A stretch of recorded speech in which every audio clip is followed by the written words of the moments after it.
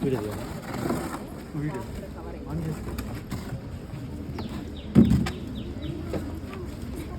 శ్రీ గురుభ్యో నమః. ముందుగా రికార్డ్ అవుతుంది. ముందుగా ఇక్కడున్న గురువులందరికీ పాదాభివందనాలు. సో మీరు మీ అమ్మ నాన్నకి పాద నమస్కారం చేస్తారా రోజు? గుడ్. మీ గురువులకు కూడా పాద నమస్కారం చేయాలి. నేను కూడా ఒకప్పుడు గవర్నమెంట్ స్కూల్లో చదువుకున్న పిల్లోడిని. అందుకే గవర్నమెంట్ స్కూల్స్ అంటే నాకు చాలా మమకారం. ఇక్కడ నేర్చుకుంటేనే మనకు ఆ మోరల్స్ అన్నీ మనకు వంటి పడతాయి. సో ఈ అవకాశం ఇస్తున్న చారిటబుల్ ట్రస్ట్కి, మనోహర్ సార్కి, మీ ఉపాధ్యాయులకి అందరికీ నమస్కారం. మీరు ఇక్కడ ఉండి ఎన్వైరన్మెంట్ గురించి తెలుసుకోవడానికి వచ్చినందుకు మీ అందరికీ ఒకసారి క్లాప్స్. సో అలాగే మనం 3 బ్రీత్ ఇన్ బ్రీత్ అవుట్స్ చేద్దాం. Inhale, exhale. ఓకే? శ్వాస వెనక్కి పీల్చుకోండి, వదిలేయండి. మళ్ళీ వెనక్కి పీల్చుకోండి, వదిలేయండి. మళ్ళీ వెనక్కి పీల్చుకోండి, వదిలేయండి. మనం ఈ శ్వాస ఉచ్ఛ్వాస నిశ్వాసాలు చేయకుండా బ్రతకగలమా? బ్రతకలేం కదా. మనకు బ్రతకాలంటే ఏం కావాలి? ఆక్సిజన్ కావాలి కదా. వదిలేయాలంటే ఏం కావాలి? కార్బన్ డైఆక్సైడ్ కదా. చెట్లు ఏం చేస్తున్నాయి ఇప్పుడు? సో చెట్లకు కావాల్సింది ఏంటి? మనకు కావాల్సింది ఏంటి? మనకు కావాల్సిన ప్రాణం ఎవరిస్తున్నారు? సో అమ్మ జన్మనిస్తే చెట్లు ఏం చేస్తున్నాయి? ఆక్సిజన్ ఇచ్చి మనకు ప్రాణం పోస్తున్నాయి. అవునా కదా? మనకు పంచిపోతాలు ఎన్ని? 5 కదా. ముఖ్యంగా 3 మనల్ని కాపాడుతుంటాయి. ఏంటి? గాలి, నీరు, భూమి కదా. మనం ఈ భూమి తల్లిపైనే ఉన్నాం కదా. అవునా కదా? ఎవరైనా ఆకాశంలో నడుస్తున్నారా? సో అలాగే చెట్లు అనేటివి మనకు ప్రాణం పోస్తున్నాయి. మనం బ్రతికినంతకాలం మనకేం చేస్తున్నాయి?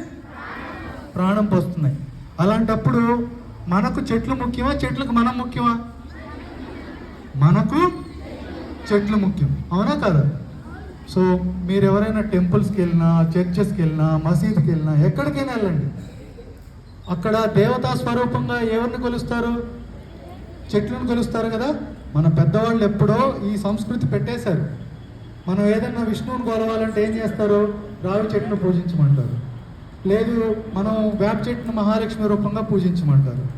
అవునా కదా? సో ఉసిరి చెట్టును అమ్మవారి రూపంగా కొలచమంటారు. అవునా కదా? ప్రతి దేవుడికి ఒక చెట్టు పెట్టారు. ఎందుకు? మనకు తెలివి ఎక్కువ కదా. చెట్లను నరికేయకుండా చెట్లలో మనం దేవుణ్ణి చూడాలి, చెట్లలో మనం ప్రాణాన్ని చూడాలి, చెట్లలో మనం భవిష్యత్తును చూడాలనే ఉద్దేశంతో మన పెద్దవాళ్ళు ఏం చేశారు? ఈ చెట్లుని ఒక దేవతా స్వరూపంగా ఎక్కడికక్కడ పెట్టారు. అవునా కదా? సో ఇందులో గుడ్, బ్యాడ్ ఉంటాయి, పాజిటివ్, నెగిటివ్ ఉంటాయి కదా. సో మనం ఎప్పుడు దేని వైపు ఉండాలి? గుడ్ వైపునే ఉండాలి, పాజిటివ్ వైపునే ఉండాలి. అప్పుడే మనం ఏమవుతాం? గొప్పవాళ్ళం అవుతాం, మంచివాళ్ళం అవుతాం, ఈ సమాజానికి ఉపయోగపడేవాళ్ళం అవుతాం. ఒకప్పుడు మహాత్మా గాంధీ ఇలా చదువుకున్నవాళ్ళు, ఒకప్పుడు అబ్దుల్ కలాం ఇలా చదువుకున్నవాళ్ళు. అవునా కదా? ఒకప్పుడు రాణి రుద్రమదేవి కానీ, లక్ష్మీబాయి కానీ అందరూ మీలాగా గురువుల దగ్గర పాఠాలు నేర్చుకున్నవాళ్ళు. అవునా కదా? వాళ్ళు నేర్చుకునేటప్పుడు గురువులు చెప్పిన మాటలు, గురువు అమ్మ జన్మనిస్తే గురువు ఏం చేస్తారు? ఈ సొసైటీలో మనకు బాధ్యతలు నేర్పుతారు, మనకు తెలివినిస్తారు, జ్ఞానాన్ని ఇస్తారు. అవునా కదా? మనకు చదువుకుంటున్నాం, ఈ జ్ఞానం తెలుస్తుందంటే ఎవరి కారణం? వారికి గురువులు కదా. ఆ గురువులే మనం ఈ భూమి పైన ఉండడానికి, ఈ భూమి పైన బాధ్యత నేర్పించడానికి అంతా కారణం. మనం గురువుల్ని గౌరవించాలి. అలాగే మనకు చాలా ముఖ్యమైన కొన్ని చెట్లు ఉంటాయి. రావి చెట్టు 100% కార్బన్ డైఆక్సైడ్ తీసేసుకుంటుంది. అలాగే వేప చెట్టు 84% కార్బన్ డైఆక్సైడ్ తీసుకుంటుంది. అలాగే ఉసిరి చెట్టు 100% కార్బన్ డైఆక్సైడ్ తీసుకుంటుంది. అలాగే ఈ కానుగ చెట్టు భూమి భూమిలో బయోడైవర్సిటీ, ఈ మట్టి అంతా ఎలా పుట్టింది నాన్న? ఎలా వచ్చింది మట్టి? ఆకులు, చెట్ల పైన ఉన్న ఆకులు భూమి పైన రాలి భూమితోటి ఒక చర్య జరిపి అది మట్టిగా మారుతుంది, అంతే కదా?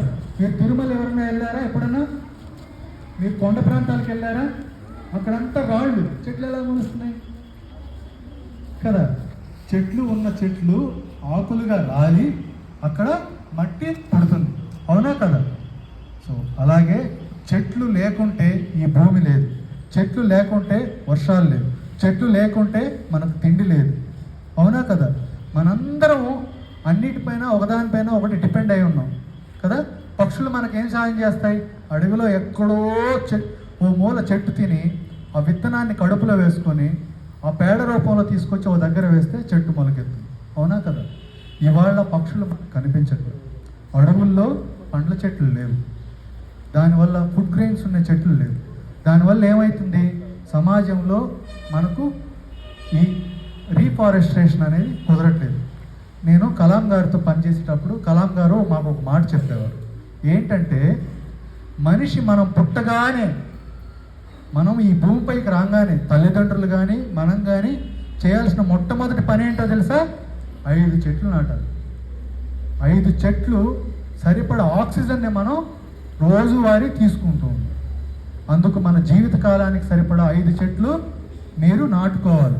5 చెట్ల పైన మీరు జాగ్రత్తగా చూసుకోవాలి, అంతే కదా? మీకు ప్రాణవాయువు ఎవరు ఇస్తున్నారు? చెట్లే కదా ఇస్తున్నాయి. అలాంటప్పుడు చెట్లు నాటాలా లేదా? మీరు పుస్తకాలు కొంటున్నారు, బైకులు కొంటున్నారు, ఇళ్ళు కట్టుకోవడానికి తలుపులు పెట్టుకుంటున్నారు, ఇవన్నీ ఎక్కడి నుంచి వస్తున్నాయి? అలాంటప్పుడు ఇంకో 2 చెట్లు నాటాలా లేదా?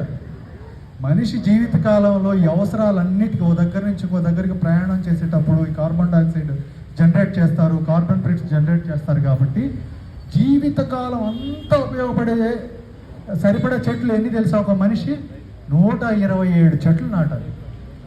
అది కూడా వదిలేదు.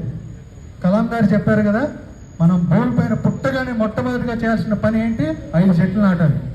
ఎవరైనా 5 చెట్లు నాటారా ఇక్కడ? Very good. 5% కూడా లేరు, 5% కూడా లేరు కదా? మిగతా వాళ్ళందరి మన బాధ్యత ఏంటి? ఇంట్లో ఎంతమంది ఉంటే అంతమందికి 5 చెట్లు నాటాలి. అది తక్షణ కర్తవ్యం. అర్థమైందా? సో తక్షణ కర్తవ్యం ఏంటి? మన పుట్టుకతో మన జన్మకి 5 చెట్లు నాటడం, అవునా కదా? మీరు ఎక్కడైనా వెళ్తున్నప్పుడు ఏమన్నా సొజ్జలు కానీ జొన్నలు కానీ చల్లండి, చల్లితే ఏమవుతుంది? అక్కడ చెట్లు మొలుస్తుంది కదా. ఒక్కొక్క కంకికి 100 గింజల నుంచి 1000 గింజల నుంచి 2000 గింజల వరకు వస్తాయి కదా. ఆ గింజలు ఎవరికి ఆహారం అవుతాయి? పక్షులకు ఆహారం అవుతాయి కదా. పక్షులకు ఆహారం అయితే ఏమవుతుంది? అడవి జనరేట్ అవుతుంది కదా, అవుతుందా కాదా? సో ఇది చిన్న విషయమా కాదా? చిన్న పనే కాదా? చేయగలమా లేదా? చేస్తాం కదా. పక్షులు బాగుంటే, ఈ ప్రకృతి బాగుంటే మనం బాగుంటామా లేదా? సో నేను దాదాపు 20,000 చెట్లు నాటాను. సో లాస్ట్ ఇయర్ మీలాంటి విద్యార్థులతో కలిపి 1,00,000 సీడ్ బాల్స్ చేశాం. సీడ్ బాల్స్ అంటే ఎట్లా ఉంటాయో తెలుసా?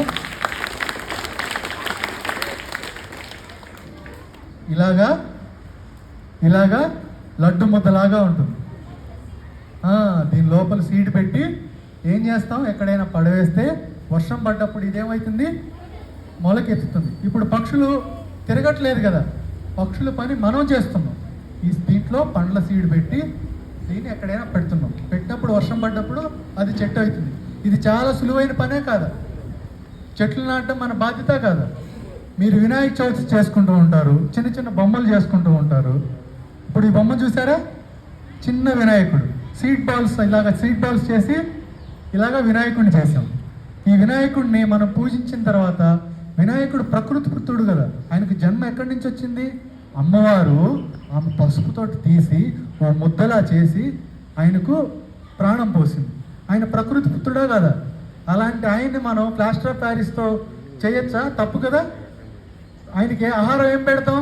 పండ్లు పెడతాం, ఆకులు పెడతాం, ప్రకృతికి సంబంధించినటువన్నీ పెడతాం. అంటే ఆయన ప్రకృతికే పుత్రుడు. ఆయన పండుగను మనం ఎలా చేసుకోవాలి? ప్రకృతి పరంగా చేసుకోవాలా లేదా? ఇందులో కూడా సీడ్స్ పెట్టాం. నిమజ్జనం చేసేటప్పుడు ఎక్కడైనా పెట్టామనుకోండి, దీంట్లో విత్తనాలు ఏదైనా పెట్టండి, తులసి పెట్టండి, లేదా మీరు ఇంట్లో వాడే కూరగాయల చెట్లు పెట్టుకోండి, ఏదైనా పెట్టుకోండి. అప్పుడు ఏమవుతుంది? వినాయకుడు ఏమవుతాడు? మంచిగా చెట్టు అవుతాడు, మొక్క అవుతాడు, మనకు ఆహారం ఇస్తాడు, ఈ ప్రకృతికి ప్రాణం పోస్తాడు. సో ఇలాంటి పని చేయొచ్చా లేదా మనం? సో ఇలాంటి అలవాటు చేసుకోవచ్చా లేదా మనం? ఇంకో ముఖ్యమైన విషయం ఏంటంటే ప్లాస్టిక్. మనందరికీ ఒక శత్రువు ఉన్నారు. ఎవరు ఆ శత్రువు? ప్లాస్టిక్. మనల్ని తినేస్తున్నాడు, మనల్ని చంపేస్తున్నాడు, మన జీవితంలో మనకు తెలియకుండా ఒక భాగం అయిపోయాడు. ఆ శత్రువుని మనం ఎదుర్కోవాలా లేదా? ఆ శత్రువు పైన మనం ఫైట్ చేయాలా లేదా? నేను ఎందుకు ప్లాస్టిక్ మానేశానంటే, నేను అమెరికాలో ఉన్నప్పుడు మా గార్డెన్కి, నేను అక్కడ గార్డెన్ టీచింగ్ చేసేవాడిని. అక్కడ గార్డెనింగ్ ఎలా చేయాలి, మొక్కలు ఎలా పెంచాలి అని టీచ్ చేసేవాడిని. ఒక వైష్ణవ్ అనే ఒక అబ్బాయి వాళ్ళ పేరెంట్స్ అక్కడ వదిలిపెట్టాడు. అక్కడ పుట్టి పెరిగిన పిల్లోళ్ళు వచ్చి నా దగ్గర నేర్చుకునేవాడు. అంటే మొక్కలు ఎలా పెంచాలి, చిన్న చిన్న శాంప్లింగ్స్ ఎలా చేయాలి అని నేర్చుకునేవాడు. ఓసారి క్యాంటీన్కి తీసుకెళ్ళి లస్సీ కొనిచ్చాను, మ్యాంగో లస్సీ. ఆడు ఎంతసేపటికి తాగడే. నేను కూర్చొని అరే బాబు తాగరా అంటే నా వైపు ఇలా చూస్తున్నాడు వాడు. ఏంట్రా అలా చూస్తున్నావు, మ్యాంగో లస్సీ కదా మీకు ఇష్టం కదా పిల్లలకి, తాగు అంటే ఐ హేట్ యూ మ్యాన్ అని దాదాపు 3 నెలలు 4 నెలలుగా నాతో పని చేస్తున్నాడు. సో సడన్గా ఐ హేట్ యూ అనేది నేను షాక్ తిన్నా. ఎందుకు అన్నా, you are harming to the nature, I hate you అన్నాడు. నేనేం చేశాను రా నేచర్కి? సో గార్డెనింగ్ చేస్తున్నాను, మీ అందరికీ మొక్కలు ఎలా పెంచాలో నేర్పిస్తున్నాను. No, you are encouraging a plastic, I won't use plastic అన్నాడు. చిన్న స్టారా బాబు, ప్లాస్టిక్ ఏమిటి, స్మాల్ ఆర్ బిగ్, నథింగ్. చిన్నదో పెద్దదో పెద్ద సమస్య కాదు. ప్లాస్టిక్ అనేది ఈ భూమి తల్లికి శత్రువు.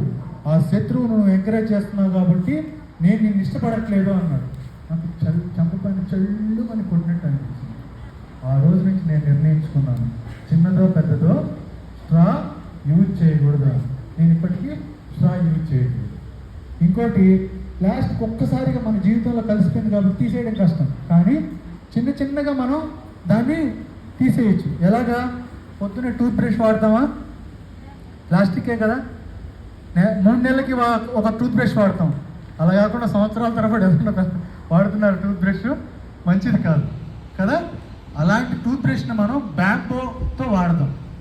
చిన్న పనే కాదు, మనం చేయగలమా లేదా? చేయొచ్చు కదా. సో అలాగే చిన్న ప్లాస్టిక్ బ్యాగ్స్ ఉంటే వాటిని మనం వాడకుండా చూద్దాం. అమ్మా నాన్న ఏదైనా చాక్లెట్స్ ప్లాస్టిక్లో ఇట్లా ఇస్తూ ఉంటే నాకు చాక్లెట్లు అవి ఇవ్వద్దు, ఏదైనా ఒక రోజు ఒక పండు ఇమ్మని చెప్తాం. అదేమవుతుంది? నీకు మాల్ న్యూట్రిషన్కి హెల్ప్ అవుతుంది, నీ శరీరానికి హెల్ప్ అవుతుంది, ఈ నేచర్కి హెల్ప్ అవుతుంది. అవునా కదా? ఇవి చిన్న విషయాలు కదా. ఎవరైనా ప్లాస్టిక్ వేడి చేసి నీకు ఫుడ్ ఇస్తుంటే తీసుకోకండి. ఎందుకంటే తిరుమలలో నేను దాదాపు 7,000 కిలోల ప్లాస్టిక్ 18 నెలలుగా క్లీన్ చేస్తున్నాను. నేను సాఫ్ట్వేర్ ఇంజనీర్గా జాబ్ చేస్తున్నా కూడా నేను 3 మాస్టర్ డిగ్రీస్ చేశాను, 1 PhD చేశాను ఐటీలో. అయినా నాకు ప్రకృతి అంటే ఇష్టం, ప్రకృతి అంటే ప్రేమ. ఎందుకంటే మా ఊరు కూడా చాలా కరువు గ్రామంలో ఉండేది. ఇప్పుడు మా ఊర్లో ఇక్కడ బోర్వెల్ వేస్తే ఎన్ని అడుగుల్లో నీళ్లు పడుతున్నాయి? ఎన్ని అడుగుల్లో పడుతున్నాయి నీళ్లు? ఎన్ని అడుగుల్లో పడుతున్నాయమ్మ? 900. మా ఊర్లో 1200 వేసినా నీళ్లు పడట్లేదు. సార్ వాళ్ళు పెద్దవాళ్ళుగా ఉన్నప్పుడు, పిల్లవాళ్ళుగా ఉన్నప్పుడు 30 అడుగుల్లో 10 అడుగుల్లో నీళ్లు దొరికేది. ఇవాళ 1200 అడుగుల్లో.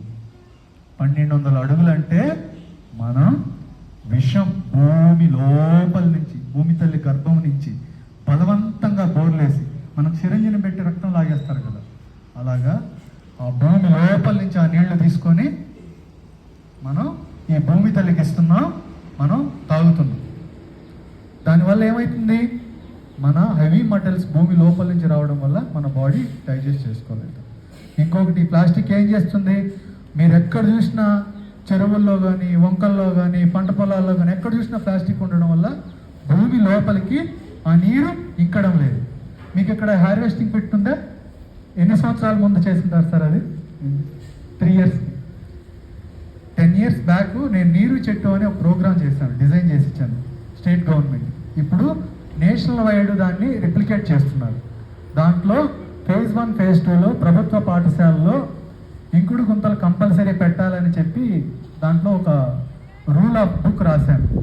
సో అలాంటి ప్రాసెస్లోనే మీకు ఇంకుడు గుంతలు ఇప్పుడు వచ్చాయి. ఇంకుడు గుంత అంటే ఏంటి? భూమికి దాహం వేస్తుంది కదా, మనకు నీరు దాహం ఎత్తుకున్నట్టే భూమి తల్లి కూడా దాహం ఎత్తుకుంటుందా లేదా?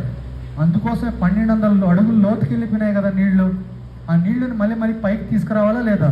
వాటిని ఆక్వా ఫైర్స్ అంటారు. భూమి లోపల ఉన్న పొరలు, ఆ తొట్లని వాటిని నింపుకుంటూ రావాలా లేదా? ఆ నింపుకుంటూ రావాలంటే ఏం చేయాలి? మనం భూమి లోపలికి నీరు ఇంకింప చేయాలి. ఇంకింప చేయాలంటే ఏంటి ప్రధాన శత్రువుగా మారింది? మనం భూమి పైన ఉన్నట్టే ప్లాస్టిక్ ప్రధాన శత్రువుగా మారింది కదా. సో ఆ ప్లాస్టిక్ ఏం చేస్తుంది? ఎక్కడికక్కడ చెరువుల్లో వంకల్లో ఉండడం వల్ల భూమి లోపలికి నీరు ఇంకట్లేదు. దానివల్ల మనకు భూమి లోపల గర్భంలో జలాలు పెంపొందించడం లేదు. సో అందుకని మనం ప్లాస్టిక్ని భూమి లోపల ఉన్నా కూడా, మీ స్కూల్లో కూడా అక్కడక్కడ ప్లాస్టిక్ ఉంది కదా, దాన్ని తీసేయాలి. దానివల్ల టాక్సిన్స్ రిలీజ్ అవుతాయి, కార్బన్ డైఆక్సైడ్. దాన్ని రగిలిస్తే ఏమవుతుంది? మీథేన్ జనరేట్ అవుతుంది. మీథేన్ ఎంత ప్రమాదకరం? 1 kilo carbon dioxide is equal to 1 kilo methane is equal to 25 kilograms of carbon dioxide. 1 kilo plastic is equal to 4 kilos of CO2తో సమానం. అదే ప్లాస్టిక్ని మనం 1 కిలోకి రగిలిస్తే ఏమవుతుంది? 4 ఇంటూ 25 కదా, 100. 1 కిలో ప్లాస్టిక్ రగిలిస్తే 100 కిలోస్ ఆఫ్ CO2ని జనరేట్ చేస్తుంది. అది ఆమ్ల వర్షంగా మారి ఈ భూమి పైన వర్షంలా పడి మనల్ని తినేస్తుంది. అవునా కదా? అలాంటి ప్లాస్టిక్ మన జీవితాల్లో ఉండాలా? నేను రీసెంట్గా జరిగిన ఒక ఇన్సిడెంట్ చెప్తాను. తిరుమలలో నేను 18 నెలలుగా కొండపైన ప్లాస్టిక్ ఏరుతున్నానని చెప్పాను కదా. కొండల్లో చెట్లు చాలా చచ్చిపోయాయి, చాలా జంతువులు చచ్చిపోయాయి, చాలా పక్షులు చచ్చిపోయాయి ప్లాస్టిక్ వల్ల. సో ఏమైందంటే రీసెంట్గా నేషనల్ ఫారెస్ట్ డిపార్ట్మెంట్ ఇక్కడికి వచ్చి సర్వే చేసినప్పుడు జంతువుల పేడలో ప్లాస్టిక్ చూశారు.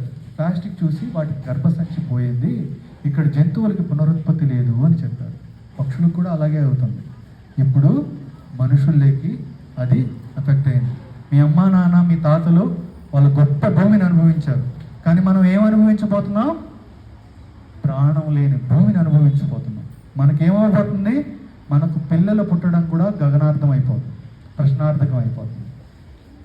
ఇది సమస్య కదా భూమికి? భూమి తల్లికి సమస్య కదా? అలాంటి భూమి తల్లిని మనం కాపాడుకోవాలా లేదా? ముఖ్యంగా ఇక్కడున్న అమ్మలందరికీ ఒకసారి క్లాప్స్ కొడదాం. ఎందుకంటే ఈ భూమి తల్లి కష్టం, ఈ భూమి తల్లి బాధ, ఈ భూమి తల్లి క్షోభ, ఈ భూమి తల్లి వేదన అమ్మలకు అర్థం కాకపోతే ఈ సృష్టిలో ఏ జీవికి అర్థం కాదు. ముఖ్యంగా మీరందరూ పూలు పెట్టుకున్నారు కదా, మీరు ఎంత గొప్ప పని చేస్తున్నారో తెలుసా? ఈ భూమి బ్రతకడానికి 2 జీవులు ప్రధాన కారణం. ఒకటి తేనెటీగలు, ఇంకొకటి వానపాములు. వానపాములు ప్లాస్టిక్ వల్ల చచ్చిపోతున్నాయి కదా. ఈ కెమికల్స్ వాడడం వల్ల తేనెటీగలు చచ్చిపోతున్నాయి. అందువల్ల ఏమవుతుంది? మనకు పాలినేషన్ అనేది చెట్ల పైన జరగట్లేదు. మీరు ఆప్యాయంగా పూలు పెట్టుకుంటూ, మీరు దేవుణ్ణి పూజించడానికి పూలు పెంచుతూ ఆ తేనెటీగల్ని కాపాడుతున్నారు. అందుకే తేనెటీగల్ని ఏమంటారు? భ్రమరాంబిక అంటారు కదా. సో మీ అందరూ పూలు పెట్టుకొని ఓ పూల మొక్క నాటుకోవాలా లేదా ఇంట్లో? దానివల్ల ఏం చేస్తున్నారు? భూమి తల్లిని కాపాడుతున్నారా లేదా? చెట్లను కాపాడుతున్నారా లేదా? కదా. మీరందరూ ఒక పూల మొక్కన్న ఇంట్లో పెంచుకోవాలి. మీరు ఇక్కడ భూమి పైన పుట్టినందుకు ఏం చేయాలి? 5 మొక్కలు నాటాలి. అవునా కదా? ఇలా ప్రతిజ్ఞ చేసుకుందామా లేదా? ఇంకోటి ఏం చేయాలి? నేను సీడ్స్ కూడా కొన్ని తీసుకొచ్చాను. మీరు మట్టి ముద్దలు చేసి సీడ్స్ పాల్స్ చేయాలి. ఈ సీడ్స్ పాల్స్ని ఎక్కడెక్కడ చేయాలి? సంవత్సరానికి ఇన్ని చేస్తానని మీరు ఒప్పుకోవాలి. అర్థమైందా? చేస్తామా? ఇది చేయగలమా? ఇది చాలా చిన్న పనులు కదా. ఈ భూమిని కాపాడుకోగలమా? ఈ భూమిని కాపాడుకోగలగడం మనందరికీ ఏంటి? బాధ్యత కదా. ఈ భూమే మన ప్రాణం కదా. నాకు ఈ అవకాశం ఇచ్చినందుకు మీ అందరికీ నా బ్లెస్సింగ్స్, ఆ దేవుడి కృతజ్ఞతలు, దేవుడి యొక్క బ్లెస్సింగ్స్ కూడా మీకు ఉంటాయి. నాకు అవకాశం ఇచ్చినటువంటి మనోహర్ సార్కి, మీ ఉపాధ్యాయులకి అందరికీ నాకు పాదాభివందనాలు. Thank you so much.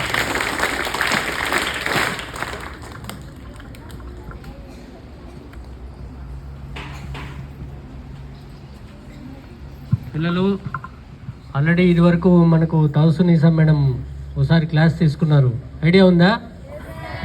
గుర్తున్నారా madam? సరే, ఇప్పుడు మేడం మాట్లాడతారు.